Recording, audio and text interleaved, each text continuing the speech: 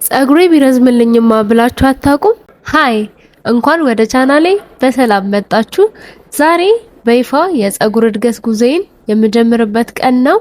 በዚህ ቻናል ላይ ከዛሬ ጀምሮ ጸጉሬን ለማሳደግ የማደርጋቸውን ጥረቶች የምጠቀማቸውን እያንዳንዱን ውህዶች በየወሩ የሚመጣውን ለውጥ ጭምር የማሳያችሁ ይሆናል።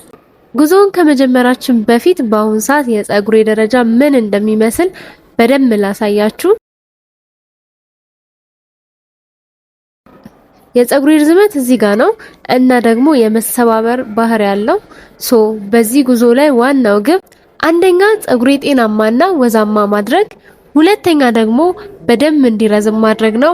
ለዚህ ደግሞ የተለያዩ የተፈጥሮ ውህዶችን የምጠቀም ይሆናል። ከናንተ የምፈልገው ግን ዋናው ነገር እኔ ብቻዬን አይደለሁም፣ እናንተም አብራችሁኝ እንድትጀምሩ ፈልጋለሁ።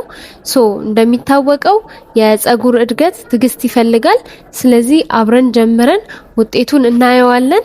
እናንተም ሰብስክራይብ፣ ቪዲዮውን ላይክ በማድረግ ኮሜንት ላይ እኔም አብሬ ጀምራለሁ በማለት ቤተሰብ መሆን እንችላለን።